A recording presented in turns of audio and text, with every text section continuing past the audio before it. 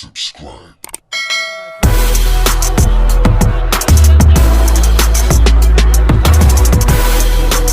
He has also talked about it.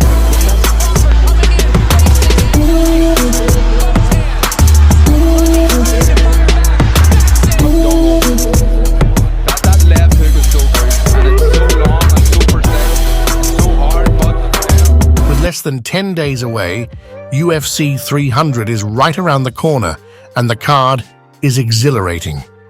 Taking place on April 13th in Las Vegas, Nevada, this is one of the most anticipated cards of all time. In this article, we will be going over the fighters, matchups, and my predictions of each fight on the card. Let's get straight into the main event. Alex Pereira takes on contender Jamahal Hill for the UFC Light Heavyweight Championship. Both men have absolute dynamite in both hands, so I think it will come down to who lands first. However, I'm going to completely go against the grain here and go for the upset. I think Jamahal Hill will shock the world and knock out the King Alex Pereira in a huge upset win. I think people underestimate Hill's skills and natural timing. He is a born fighter, a tricky brawler who has a lot of power and self-belief, and I see something special about him, especially the way he moves and sets up his strikes, but he could just as easily get knockout himself against the most dangerous man in the division. Hill was quoted saying on his podcast, "I do not plan on taking him down, I plan on standing in there with him and knocking him out."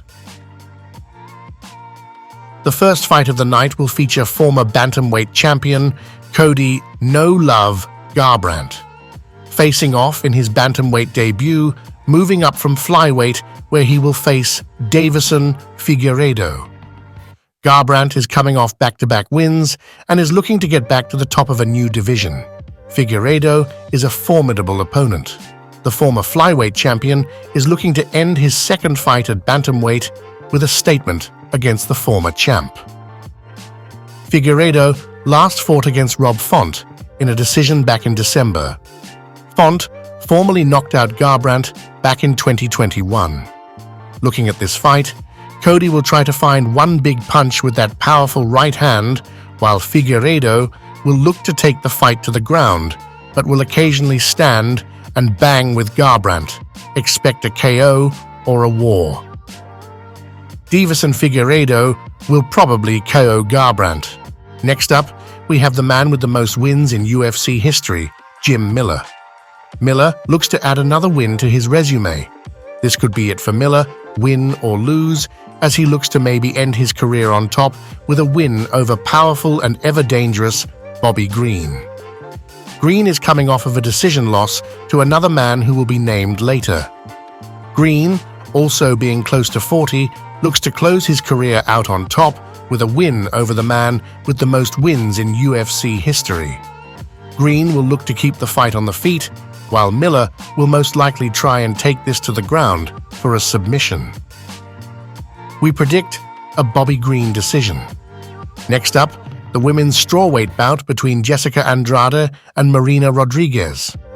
This fight will be very entertaining considering both of these fighters are on winning streaks and are looking to make a statement.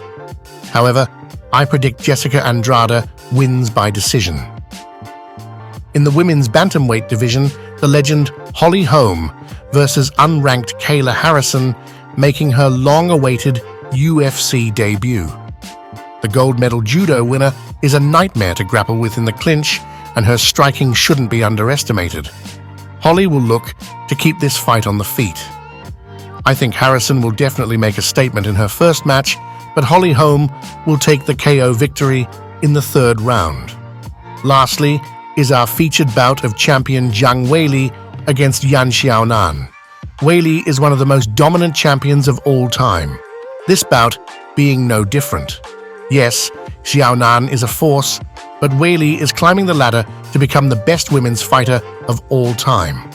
I predict Weili decision win. Coming off of a Bobby Green KO win, Turner looks to finally make his way up the ladder. I predict a Jalen Turner KO in round 1. Next up is Bo Nickel versus Cody Brundage in the middleweight division. If you know MMA, you know that this matchup just isn't fair.